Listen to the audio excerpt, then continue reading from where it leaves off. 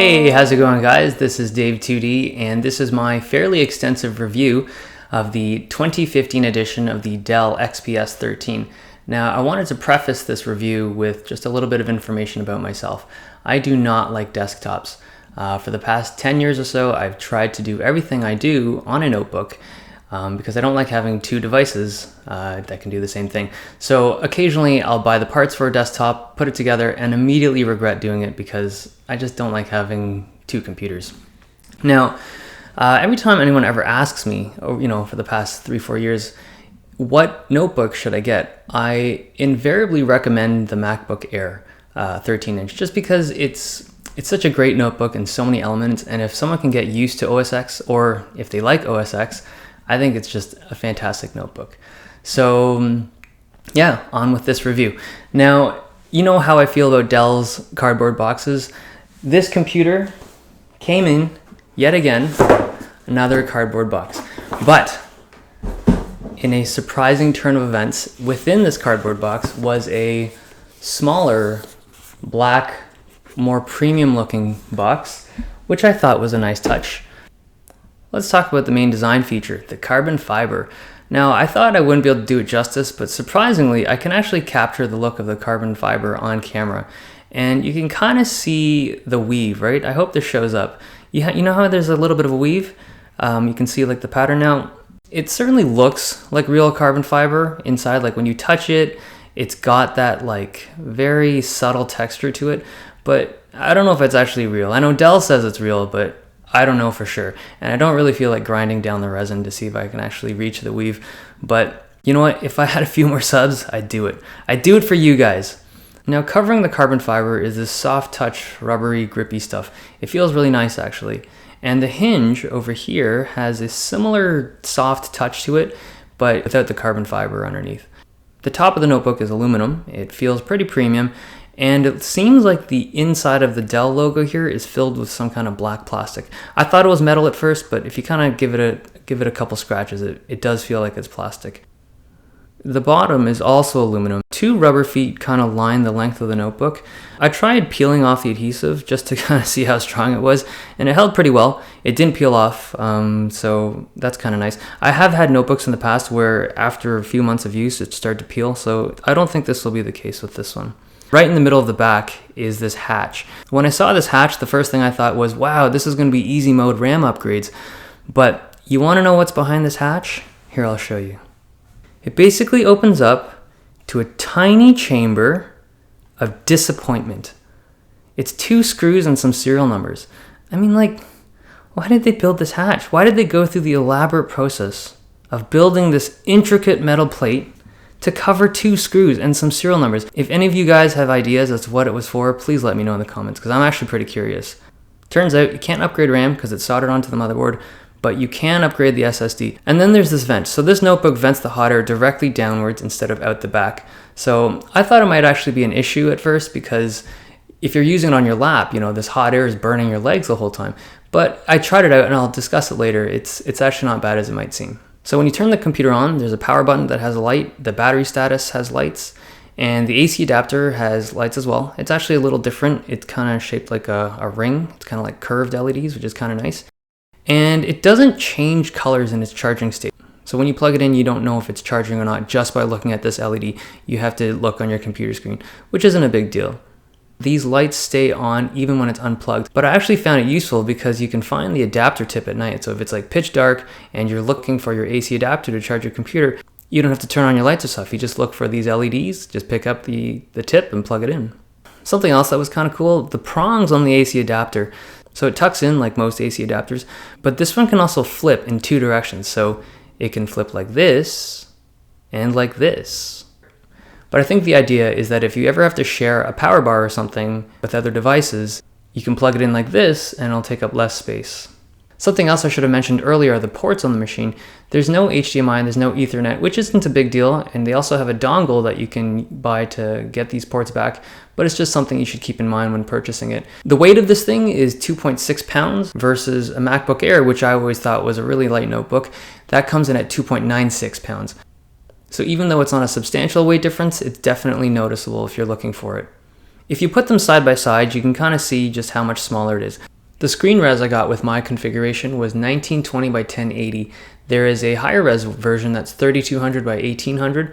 Now that one comes at a little bit of a higher price, but also a decreased battery life. The screen I got in my configuration is pretty good, but it's nothing to write home about. One thing I did notice though is that if you're using the hardware buttons, the screen doesn't dim down all the way. So if you're at work and you're like browsing Reddit instead of doing work, and you kind of want to dim your screen down to pretend like your computer's off, well, you can't do that here. There's a webcam at the bottom of the screen, which is a little weird at first because it kind of catches you in an unflattering angle. It kind of looks up your nose and it's like looking at the ceiling, but there's no other place to put a webcam if you're going to have a bezel this thin. So if you video chat frequently or if you use it for work, you might want to get an external webcam. The keyboard's pretty cool. It's got no flex and it feels pretty nice. It's chiclet keys like a lot of notebooks, and I think everyone's opinion will vary on this, but unless you have really specific keyboard needs, I think you'll grow used to it and you may even learn to like it. Okay, the trackpad. There is a seriously annoying problem with this trackpad, but it's something that I think Dell will resolve shortly. Basically, there's no software or controller settings I could find to adjust certain things about the trackpad. So, for example, the direction of scroll. Right now, if I'm moving my two fingers down to scroll down, it's actually moving up. And I just want to reverse that. And also tap to click. I really don't like tap to click when I type. I find that I'm constantly pressing the trackpad by accident. But even though it's really annoying right now, I think it'll be a non-issue shortly. The trackpad itself feels alright. It's a little bit of a sandier or rougher texture than a MacBook trackpad, and the buttons are ever so slightly harder to click. The CPU is new this year, and I think it's one of the first few notebooks to use Broadwell, but the performance gains as well as the power savings are minimal at best. If you're looking for a massive jump in performance or power savings, you're not going to find it here. I played some games, mostly Blizzard games. I tried Diablo. It ran fine around 50 frames per second. Remember, this is only 1920 by 1080 res, so if you guys want to pick up that super high res 3200 by 1800, your performance is going to be a lot slower. I love StarCraft 2, but I'm pretty bad at it. I'm in Gold League, and I probably shouldn't even be in there, but I felt very comfortable when I played it. I was getting around 50 frames per second, and the keyboard actually felt pretty good. Oh, StarCraft, I love that game. I want to talk a little bit about the temperatures and sound signature of this notebook. It gets a little bit warm, not super hot, and the fan kicks in pretty readily.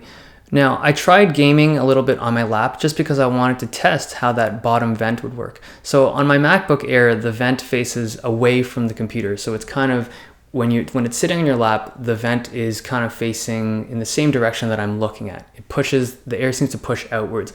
But this thing seems to be pushing straight down. So I played a game of StarCraft and it got pretty warm on my lap. But I started to lose, and I was like, I can't lose this game. So I put it back on the desk. I ended up losing anyways, so it kind of sucked. Friggin' StarCraft. I hate that game. In terms of the fan sound, it's really silent. When it's idle, it was running at around like 20, 25 decibels. During games and the fans kick in, it gets around 45 decibels. So it's audible, but it's definitely not annoying. The speakers seem to be pretty loud for a notebook this size. Now, I know this is subjective, so I'm just going to play a song at maximum volume between the three different notebooks.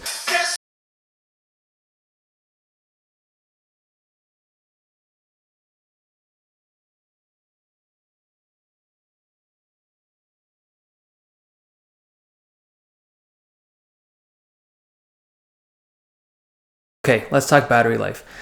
Dell advertises this thing to have a 15-hour battery life, which is even greater than the 13-inch MacBook Air. So the first thing I did when I got home, I charged it up and I let it drain down. And I just used some casual web browsing and I was getting about 9.5 hours. So I was doing, Windows was doing updates at the time, so I feel like it wasn't a fair test. I charged it up again, ran it down again, got 10.5 hours this time, and this is because I had lowered the screen brightness a little bit to like 60, 70%. So I thought, this is impossible. How is Dell saying that they can get 15 hours from this thing? So I actually tried. I turned off Bluetooth. I just browsed like Reddit with no YouTubing, and screen brightness was at like 30%. And only then could I even stretch it out to 12 hours, just a little bit over 12 hours. And then after it ran out of batteries, I thought, what am I doing? This is not how you use a computer. I felt like I was drinking internet from a tiny little teacup. So this is not how the internet should be used. This is not how Dell should be advertising their battery power. So maybe just the battery needs time to kind of tune up or tune in or whatever, but I'm not too pleased with this 15-hour proclamation so far. Something else to know, I got 7.5 hours watching Breaking Bad directly from my hard drive. Yeah, just straight up movies, 7.5 hours. I think you'll get about 10 or 11 hours of realistic use, which is still pretty good considering that's more than a full workday, but it's still a little shy from the 15 hours that was advertised, so I'm a little bit bummed about that. As for my overall thoughts on this thing, I think Dell did an amazing job. They hit it out of the park because this is a carbon fiber notebook at $1,000. Now the configuration I got was the 128 gig drive, 8 gigs of RAM, and the i5 with, as I mentioned before, the 1920 1080 screen. So at that price point, to get the materials that they've put into this and the finish that they've put into this is really good. So I think it's a good value, and I would recommend this to basically anyone who asked me for a notebook recommendation right now in early 2015. I'm pretty sure Dell will be putting out a 2015 version of the XPS 15, and I'll be sure to do a review of that when it comes out. And yeah, I hope you guys liked this review. It was really long. I hope it wasn't too long, but I feel like a notebook of this caliber really deserved a pretty extensive review. So I hope you guys enjoyed. I did. It was nice. I'll see you guys next time.